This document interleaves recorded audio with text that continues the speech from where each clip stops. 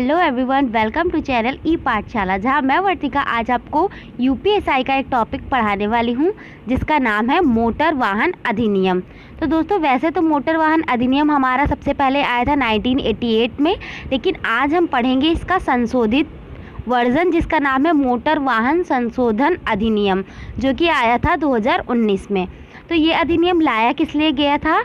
तो राष्ट्रपति ने देश में सड़क दुर्घटनाओं में कमी लाने के उद्देश्य से सड़क सुरक्षा के लिए कठोर प्रावधानों वाले मोटर वाहन संशोधन विधेयक 2019 को मंजूरी दे दी है।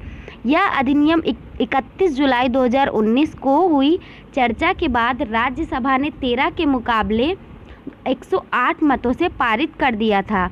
यह अधिनियम 23 जुलाई को लोकसभा में पारित हुआ। ज्ञातव्य है कि वर्ष 1988 के मोटर वाहन अधिनियम में संशोधन कर मोटर वाहन संशोधन अधिनियम 2019 में लाया गया था। तो आइए अब इसके कुछ बिंदुओं पर प्रकाश डालते हैं। मोटर वाहन संशोधन अधिनियम 2019 1 सितंबर 2019 से लागू हो चुका है। यह संशोधन अधिनियम मोटर वाहन अधिनियम 1988 में संशोधन के बाद लाया गया है, जैसा कि हम लोग पहले जान चुके हैं। केंद्रीय सड़क परिवहन और राजमार्ग मंत्रालय द्वारा जारी एक अधिसूचना में यह कहा गया है कि 1 सितंबर 2019 को उस तारीख के रूप में तय किया गया है जिस दिन संशोधन अधिनियम की धारा 1 लागू होगी। मोटर वाहन संशोधन अधिनियम के कुछ अन्य बिंदु इस प्रकार हैं। 2019 को संसद द्वारा 5 अगस्त को पारित किया गया था और इसे 9 अगस्त को राष्ट्रपति द्वारा एक अधिनियम के रूप में लेने हेतु हस्ताक्षर प्राप्त हुए।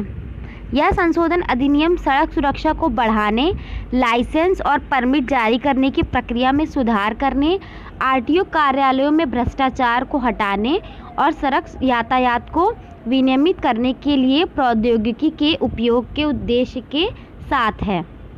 संशोधन अधिनियम की कुछ मुख्य विशेषताएं हैं जो कि इस प्रकार हैं। ड्राइवर रिफ्रेशर ट्रेनिंग कोर्स, इसने धारा 19 के तहत निलंबन निरस्तीकरण के बाद लाइसेंस को पुनर्जीवित करने के लिए ड्राइविंग रिफ्रेशर ट्रेनिंग कोर्स से गुजरने की शर्त रखी है।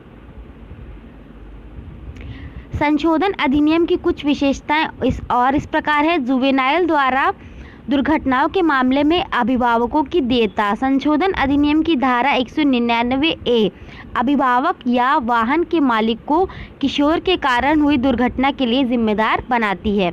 संशोधन अधिनियम की कुछ विशेषताएं और इस प्रकार है। सजा के रूप में सामुदायिक सेवा।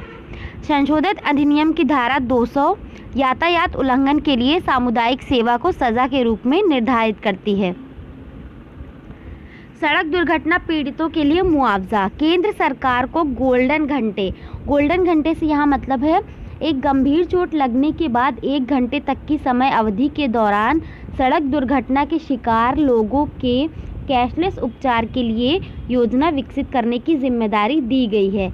यह अवधि वो होती है जिसके दौरान शीघ्र चिकित्सा के माध्यम से मृत्यु को रोकने की संभावना सबसे अधिक होती है। इसे आप फर्स्ट एड के रूप में भी समझ सकते हैं। मोटर दुर्घटना पीड़ितों को तत्काल राहत देने के लिए मोटर वाहन दुर्घटना निधि को संशोधन अधिनियम की धारा 164B के तहत पेश किया गया है और इसके अंतर्गत हिट और रन मामले में शामिल किया गया है। निधि से भुगतान किया गया मुआवजा उस मुआवजे से घटाया जाएगा जो पीड़ित को भविष्य में ट्रिब्यूनल से मिल सकता है। अच्छे सम रिटर्न्स की सुरक्षा। कौन कौन से सम रिटर्न्स यहाँ पर दिए गए? संशोधन अधिनियम अच्छे सम रिटर्न्स को ऐसे व्यक्ति के रूप में परिभाषित करता है जो सद्भाव में स्वेच्छा से किसी भी इनाम या मुआवजे की उम्मीद के बिना आपातकालीन चिकित्सा या गैर चिकित्सा देखभाल या पीड़ित को एक दुर्घटना की दशा में सहायता प्रदान करता है या ऐसे पीड़ित को अस्पताल पहुंचाता है। संशोधन अधिनियम की धारा 134A उन्हें सिविल या आपराधिक कार्यवाहियों से अनावश्यक परेशानी या उत्पीड़न से सुरक्षा प्रदान करती है और केंद्र सरकार को उनके संरक्षण के लिए नियम बनाने का अधिकार देती है। हिट एंड रन स्कीम क्या है, इस पे भी एक नज़र डाल लेते हैं। धारा 161 के तहत स्कीम फंड से हिट एंड रन मामले में पीड़ितों को देय मुआवजा भी 25,000 से बढ़ाकर 2 लाख मृत्यु के मामले में एवं 12,500 से बढ़ाकर 50,000 शारीरिक चोट के मामले में कर दिया गया है। हिट एंड रन स्कीम की कुछ और बातें भी पढ़ लेते हैं।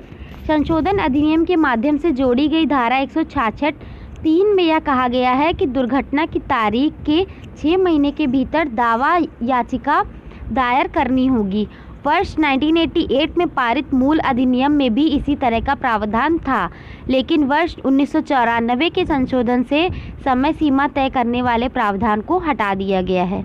इसलिए बिना किसी सीमा के किसी भी समय दावा दायर किया जा सकता था। अब उस प्रावधान को वापस लाया गया है।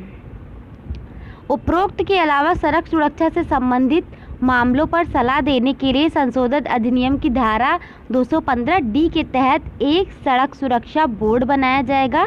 इसके अलावा सड़क यातायात उल्लंघन के लिए कड़े दंड का प्रावधान किया गया है। उम्मीद है आप सभी को वीडियो और ये टॉपिक दोनों ही पसंद आया होगा। अगर पसंद आए तो लाइक ज़रूर करें और हमारे चैनल को सब्सक्राइब करें। धन्यवाद।